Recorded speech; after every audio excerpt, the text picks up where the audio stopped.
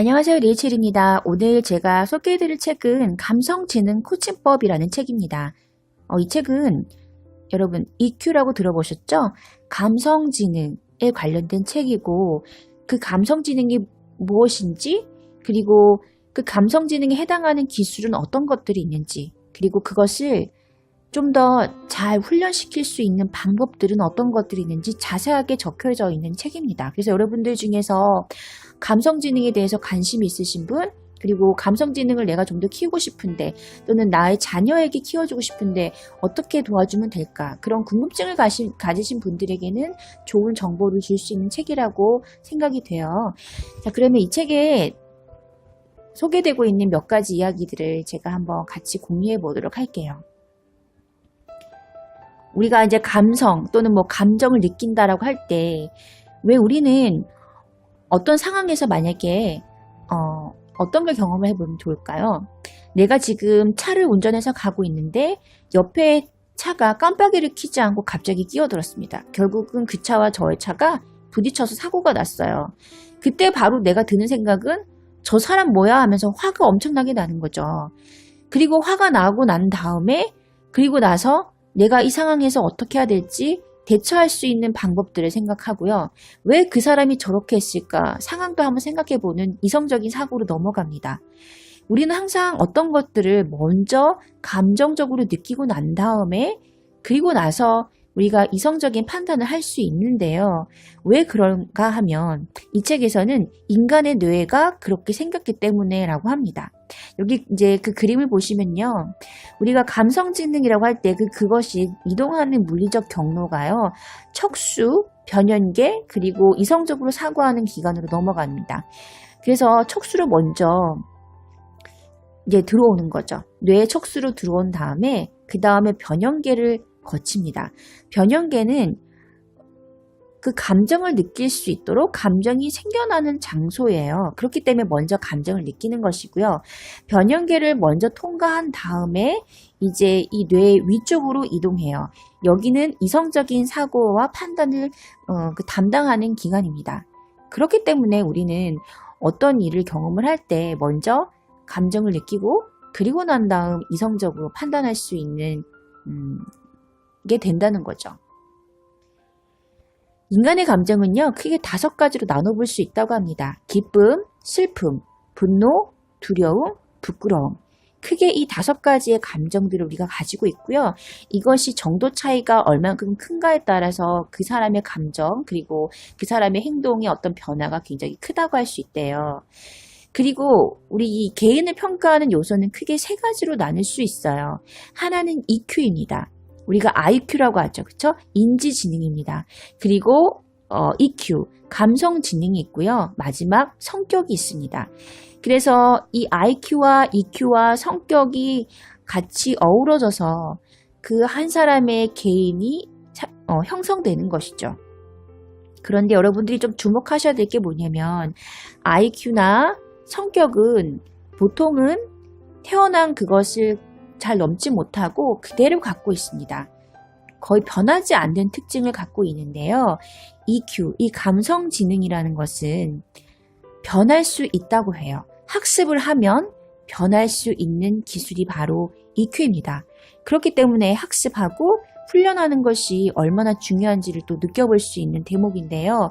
그럼 여러분 EQ를 잘 발달시키면 삶에 어떠한 변화가 있을까요? EQ가 삶에 미치는 힘 한번 볼게요.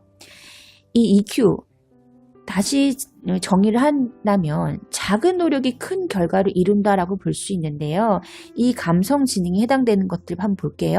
책임감, 분노관리, 의사결정, 시간관리, 그 다음에 변화에 적응하는 힘, 그 다음에 확고한 자기주장, 다른 사람과의 공감, 스트레스 관리, 발표하는 기술, 그 다음에 고객 서비스, 사회적 기술, 그 다음 유연성, 사고의 유연성 이런 것들이 있겠죠. 이것들을 전부 다 관장할 수 있는 것들이 바로 감성지능이라고 합니다. 그럼 다시 말하면요. 감성지능이 높다는 얘기는 감성지능이 잘 발달되어 있기 때문에 책임감이 높아질 수 있는 거고 분노와 스트레스 관리를 잘 할 수 있는 것이고 또한 시간 관리를 잘 할 수 있기도 합니다.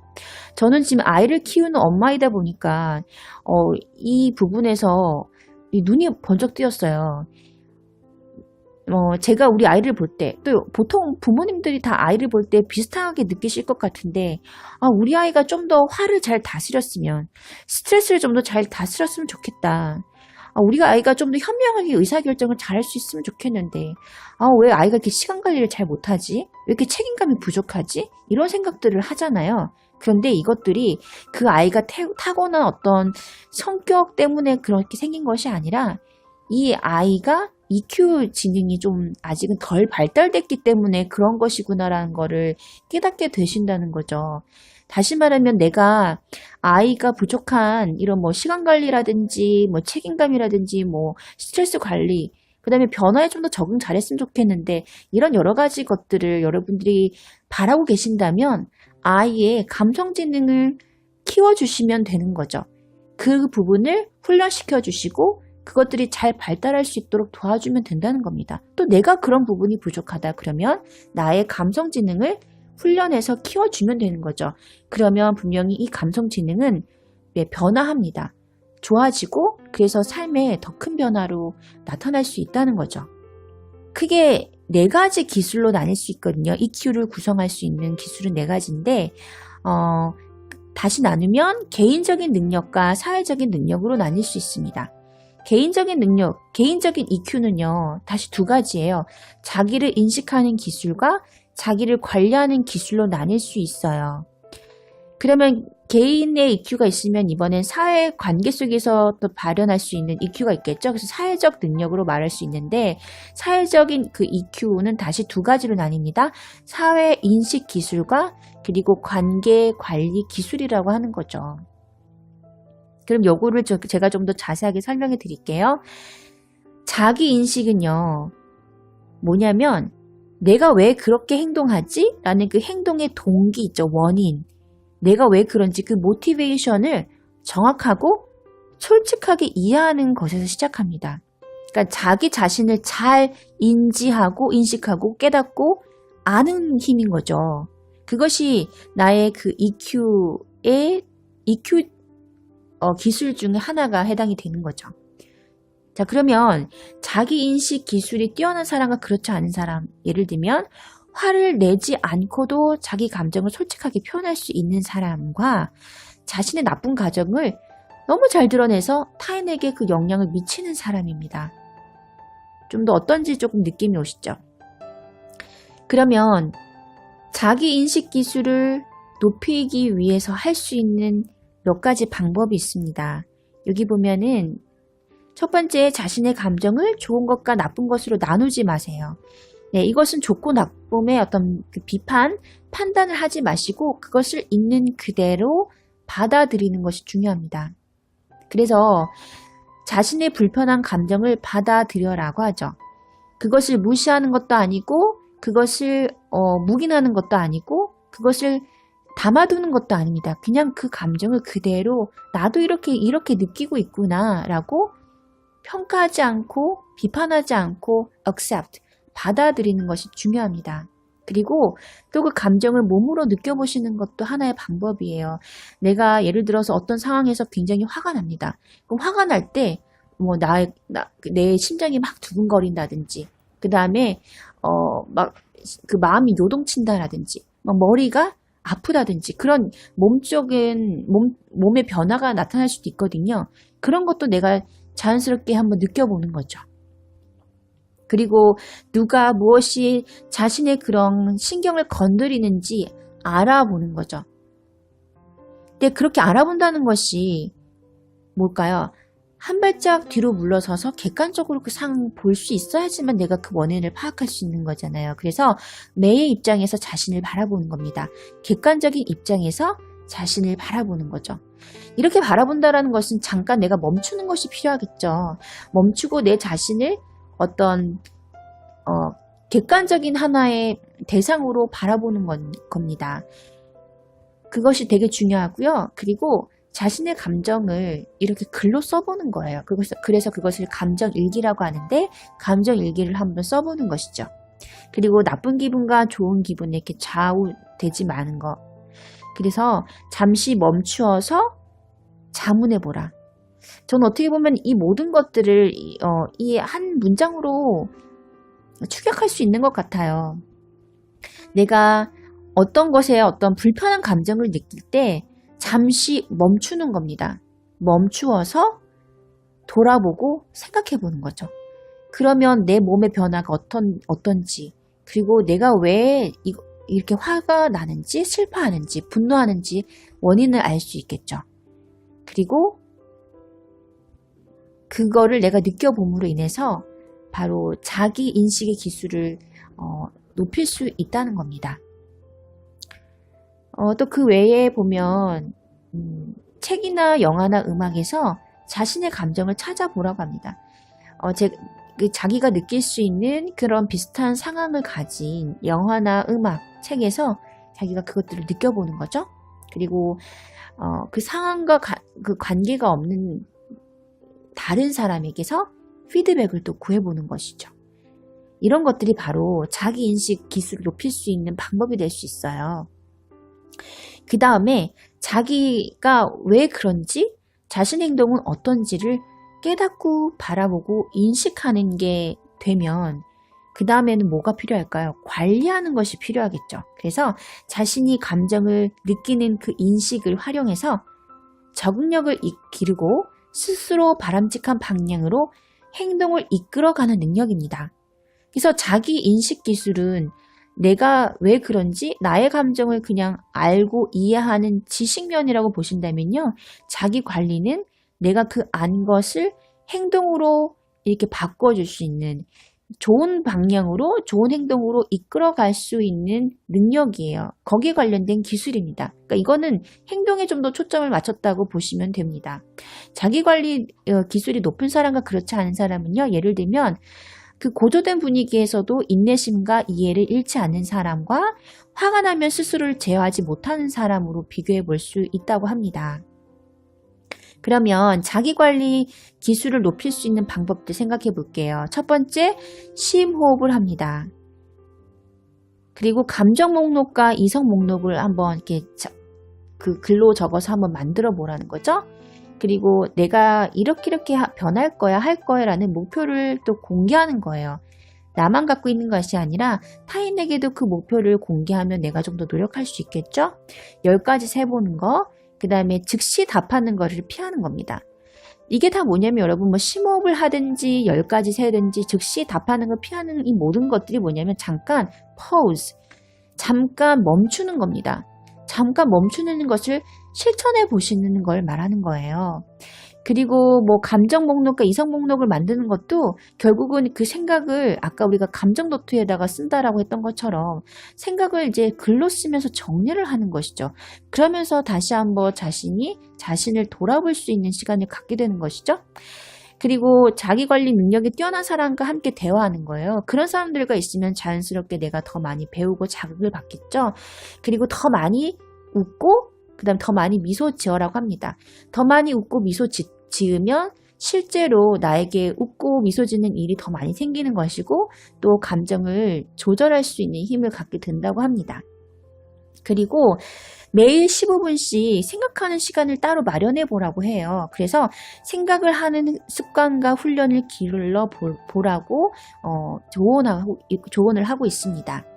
그리고 자기 스스로 하는 말에 귀를 기울이고 머릿속에 자신이 잘된 모습, 성공한 모습을 그려보라고 합니다. 그리고 또 잠자는 것이 되게 중요합니다. 그래서 수면 환경을 청결하게 잘 만들어 보라는 거죠. 그래서 내가 숙면을 취할 수 있도록 환경을 만들어 보는 것, 그것도 중요하고요. 또 이 자기관리 기술 중 하나가 뭐냐면 나는 왜 이렇게밖에 못할까? 나는 왜 이거밖에 안 되지라는 생각들을 할 수가 있는 경향이 강한데요. 자기가 할 수 없는 일보다는 내가 할 수 있는 것에 집중하는 거죠.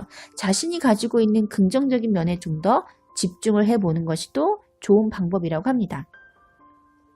말과 행동의 일치성을 유지하려고 노력하는 것, 그 다음에 자신의 문제에 감정적으로 관련되지 않은 사람, 바로 제3자의 입장을 그 사람들의 그 의견을 한번 들어보는 대화의 시간을 갖는 거죠. 그리고 만나는 사람에게서 소중한 교훈을 배우려고 노력하는 거. 그리고 정신을 충전할 수 있는 시간을 따로 마련하는 거예요. 예를 들면 운동, 산책, 요가 이런 것들 있죠. 얘네들은 세로토닌과 그 다음에 엔돌핀을 더 많이 분비할 수 있도록 도와준다고 합니다. 그래서 또 감정을 잘 컨트롤할 수 있는 힘을 주기도 합니다. 그리고 변화가 바로 눈앞에 있다는 것을 인정해라. 그러니까 자신이 이렇게 변할 수 있다는 것을 긍정적으로 받아들여라. 이런 얘기들을 하고 있습니다. 여기 보면은 관련된 이야기 중에 이런 내용들이 있어요. 보통 자기관리 기술이 떨어지는 사람들은요. 나는 항상 이래. 나는 절대 결코 그거 못해. 뭐 이런 얘기들을 한다고 합니다. 항상 결코 절대. 그런데 이런 말 하지 마시고요. 내가 이번에 이렇게 됐어. 이번만 이런 거야. 나는 가끔씩 이런 경향이 있기도 해. 라는 식으로 여러분들이 나는 절대 항상 이렇게 그냥 보편화시켜버리는 자신의 모습을 객관적으로 말로 표현을 하라는 것이죠. 그리고 또 뭐가 잘 안 됐을 때, 나 정말 바보야. 나는 이거밖에 못해. 이런 얘기들을 잘 하는 경향이 있다는 거죠. 근데 나는 정말 바보야 라고 말하는 것이 아니라 내가 이번에 이렇게 해서 실수한 거야 라는 사실을 근거한 말로 바꾸는 연습을 하셔야 된다는 거죠. 그리고 또 모두 다 내 탓이야. 아니면 모두 다 저 사람 탓이야. 아니면 모두 다 그것 때문이야. 이렇게 그냥 모두라는 여기 상황에 다 집어넣는 경향이 있는데요. 이것을 분리하는 거를 연습을 하셔야 되는 거예요. 이거는 내가 잘못한 게 맞아. 저거는 저 사람이 책임지면 돼. 이렇게 사과하는 연습을 하는 것이 중요하다는 얘기가 나오고 있어요. 그러면 자기 자신에 대해서 깨닫는 기술, 자기 인식의 기술, 그리고 자기의 감정과 자신의 모습을 잘 깨달은 다음에 그것을 행동으로 연결짓는 관리 기술이 있다면 이번에는 자기 자신을 넘어선 타인과의 관계, 바로 사회적인 그런 EQ에 관련된 부분들이 있겠죠. 그러면 사회적인 EQ, 그것은 다시 말하면 사회적인 인식과 그 다음에 관계 관리로 나뉠 수가 있는데요. 사회인식 볼게요. 이거는 뭐냐면 나의 감정이 아닌 타인의 감정을 정확하게 집어내어 읽고 그것을 파악할 수 있는, 그것을 인지하고 인식할 수 있는 기술이 바로 사회인식 기술입니다. 사회인지 능력이에요. 예를 들면 타인의 감정을 잘 읽는 사람이 있겠고 타인의 의견에 귀를 기울이지 않는 사람이 있겠죠. 그래서 이렇게 비교해 볼 수가 있고요. 그러면 타인의 감정을 잘 읽고 파악할 수 있는 그런 능력을 키우고 싶다면 이 17가지를 생각해 보세요. 첫 번째, 상대방의 이름을 부르면서 인사하는 것을 실천해 보세요. 그리고 상대방의 그 바디 랭귀지를 유의해서 한번 보는 거, 그것들을 훈련해 보시고요. 그 다음에 항상 그 타이밍 있죠? 시간에 맞춰서 하는 것들을 중요시 여기세요. 그리고 뒷주머니 질문을 개발해라 라는 건데요. 우리가 상대방하고 만나다 보면 그 사람한테 어떤 질문을 던질 때가 있죠. 그런데 그 질문을 통해서 오히려 그 사람을 파악하면서 그 사람의 감정을 알 수 있고 그 사람의 어떤 감정을 좀 더 끄집어낼 수 있도록 도와주는 질문들이 있습니다.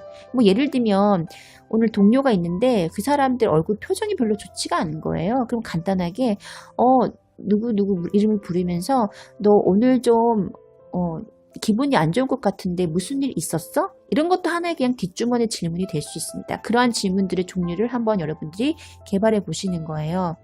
그 다음에 회의 중에는 필기를 하지 마라. 왜냐하면 상대방이 어떤 생각을 가지고 어떻게 표현하는지를 집중해서 보라는 얘기입니다. 그리고 사교적인 모임도요. 미리 계획을 해놓는 게 좋대요. 미리 계획을 해서 거기 모임에서 내가 어떠한 이야기를 할지 또 어떻게 어떤 사람들을 만날지를 계획하고 가는 것과 무작정 가서 시간을 쓰는 것하고는 다르다는 거죠. 그 다음에 잡동사니를 버려라. 현재에 충실해라. 그 다음에 15분간의 여행을 떠나라라고 합니다. 이거는 뭐냐면요. 매달 매주 예를 들면 2번 15분간 관찰 여행을 계획하라고 하는 겁니다. 그래서 여러분들이 어디를 가셔서 카페라든지 어떤 곳을 갑니다. 그러면 그 15분 동안 이렇게 지나가는 사람 또 어떻게 행동하는 사람들을 유심히 관찰하시는 거예요. 그 관찰하는 것 것들을 계속 실천하시다 보면은 그 상대방을 볼 수 있는 눈을 기를 수 있다라는 얘기를 하고 있습니다. 영화에서 감성 지능을 눈여겨보라, 듣는 기술을 연습하라, 밖으로 나가 사람들을 관찰하라. 이게 이제 15분간의 여행을 떠나랑 비슷한 맥락이에요. 그 다음에 문화게임의 규칙을 이해하라. 이거는 무슨 말이냐면요. 예를 들면 여러분 뭐 새로운 도시를 방문하실 수도 있죠. 그리고 어떤 누군가와 이렇게 사교적인 대화를 하실 수 있습니다. 그런 식으로 어떤 새로운 도시, 새로운 사람, 어떤 새로운 대화, 새로운 주제를 접근하면서 거기에 담겨있는 내가 몰랐던 문화를 접목할 수 있고 또 배울 수 있잖아요. 그래서 그런 식으로 좀 새로운 문화를 이해할 수 있는 훈련들을 해봐라 얘기합니다. 그 다음에 정확성을 시험하라라고 하는데 이게 무슨 말이냐면요. 여러분들이 모르는 것이 있잖아요. 그러면 그것을 그냥 상대방에게 직접 물어보라는 거죠. 그렇게 물어서 모르는 것을 파악하고 정확히 파악을 했을 때 또 여러분들이 이런 사회인식 기술을 높일 수 있다는 겁니다. 상대방의 입장에서 바라보는 거, 전체 그림을 바라보는 거, 그리고 분위기를 파악하는 거, 이 모든 것들이 타인의 감정을 읽고 파악하는 그런 기술을 높여줄 수 있는 아주 좋은 실천 방안이라고 합니다. 자, 그 마지막이에요. 그러면 사회관리 기술이 남았겠죠? 타인과 상호작용을 성공적으로 관리를 하기 위해서는요. 자신의 감정을 또 인식을 하고 타인의 감정을 활용하는 능력이 필요합니다. 이 관계 관리 기술은요, 여러분들 이제 사회생활을 하시면서 많은 사람들을 만나고 여러 가지 상황들을 만납니다. 그때 이것이 잘 안 되면 굉장히 큰 스트레스를 받고 또 사회생활 하는데 굉장히 어려움을 느끼고 계신데요. 그래서 이 관계관리 기술은 실천하기가 사실은 힘들기도 하고 또 훈련을 많이 요하는 부분이라고도 합니다. 관계관리 기술이 좋은 사람과 그렇지 않은 사람은 감정 조절에 능숙해서 대인관계를 잘 유지하는 사람과 또 지나치게 흥분을 잘하는 사람으로 예를 들 수가 있다고 합니다. 그러면 관계관리 기술을 좀 높일 수 있는 17가지 방법 볼게요. 첫 번째, 마음을 열고 호기심을 가지는 거죠. 두 번째, 자연스러운 커뮤니케이션 방식을 개발해 보는 겁니다. 그리고 일관되지 않은 신호를 삼가라. 효과 만점인 작은 표현들을 기억해 두어라. 효과 만점인 작은 표현들은 어떤 것들이 있냐면요. 수고하십니다. 수고하세요. 감사합니다. 고맙습니다. 이런 표현들입니다. 우리가 일상생활에서 참 중요하다고 생각을 하지만 습관화가 되지 않으면 잘 하지 못하는 그런 말들인데요. 이런 작은 표현들을 기억해 두시고 자주 사용하시면 또 상대방과 더 좋은 관계를 가질 수 있는 좋은 방법이 될 수 있어요. 그리고 상대방의 그 피드백에 귀를 기울이고요. 그리고 신뢰를 쌓아야 되겠죠. 그 다음에 문호 개방 정책을 채택하라. 이건 뭐냐면 뭐 직급에 상관없이 나이에 상관없이 그냥 다른 사람들이 그 자신의 생각을 이야기할 수 있도록 도와주는 분위기를 조성하라는 겁니다. 그래서 누구든 자신의 감정을, 자신의 의견을 이렇게 불편하지 않게 표현할 수 있도록 분위기를 만들어주는 것. 그것이 바로 문화개방 정책을 채택하라입니다. 그리고 의도적으로만 화를 내라입니다. 네, 어떨 때는 화내는 것이 필요해요. 그런데 그것을 계획 없이 감정적으로 폭발하는 것이 아니라 내가 언제 어떻게 화를 표현할 것이라는 것을 계획을 하시고 의도적으로만 화를 내는 것이 중요하다라고 얘기를 하고 있어요. 그리고 꼭 필요한 일은 피하지 말고 해라. 다른 사람의 감정을 인정해줘라. 상대의 감정이나 상황을 보완해 주어라. 관심이 있다면 관심을 보여주어라. 결정을 내렸다면 그 결정에 대해서 상대방에서 반드시 설명해라. 우리 보면 이런 분들이 있어요. 그 위 직급에 계신 분들, 내가 이렇게 하기로 했으니까 이제 이렇게 해야 돼라고 그냥 결과만 통보하는 사람들이 있는데요. 이렇게 결정을 내렸다면 내가 왜 그렇게 결정을 내렸는지 반드시 그 이유에 대해서 타인에게 설명을 해주고 그 사람들이 납득할 수 있는 시간을 가질 수 있도록 줘야 된다는 얘기죠.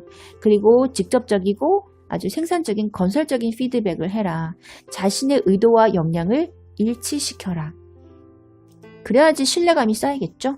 그리고 대화가 삐걱거릴 때는 윤활유가 되어주는 말을 건네라. 이 윤활유는 여러분들도 한번 생각해 보셔야 될 것 같아요. 대화가 잘 되지 않을 때 어떤 어떤 말을 던질 때 대화가 좀 잘 이루어질 수 있을까? 그것도 한번 생각해 보시고요. 그 다음에 곤란한 대화라도 과감하게 시작할 줄 아는 것이 필요하다. 예를 들면 이제 회사에서 나와 또 다른 동료가 이 진급 문제로 놓여져 있었는데 나는 분명히 이번에 진급이 될 줄 알았는데 나는 제외가 되고 나의 옆에 있는 동료만 진급이 된 거예요. 그 대상자에 올라갔습니다. 그러면 그 상황에 대해서 내가 질문하고 싶을 때 곤란한 대화가 될 수 있잖아요. 하지만 그것을 여러분들이 얘기하시는 거죠. 나의 동료, 그 사람이 아주 뛰어난 걸 알고 있습니다. 그 사람이 잘하고 있는 것도 알고 있지만 내가 왜 이번에 이렇게 해서 제외가 됐는지 알고 싶습니다. 이런 대화를 과감하게 시작하고 던질 수 있는 것이 필요하다. 예를 들면 이제 이런 예가 나왔어요. 책에서. 그래서 내가 정말 묻고 싶지만 좀 얘기하기 꺼려지는 대화들이 주제가 있을 수 있잖아요. 하지만 그것도 과감하게 시작할 줄 아는 것이 필요하다. 그 얘기를 하고 있습니다. 그래서 이 책 내용들은 이런 내용들을 갖고 있어요. 저는 이제 이 책을 보면서 되게 실용적이다라는 생각이 들었고요. 그리고 이제 여러분들이 이제 제가 초반부에도 말씀을 드렸듯이 EQ, 감성지능을 키우고 싶다고 생각하시는 분들, 나의 감성지능을 그러면 아니면 뭐 나의 자녀의 감성지능을 키워주고 싶다. 이런 생각들을 갖고 계신 분들은 이 책을 정독해서 보시면 많은 도움을 받으실 수 있을 것 같습니다. 그러면 오늘 책 리뷰는 여기까지 할게요. 다음 시간에 만나요.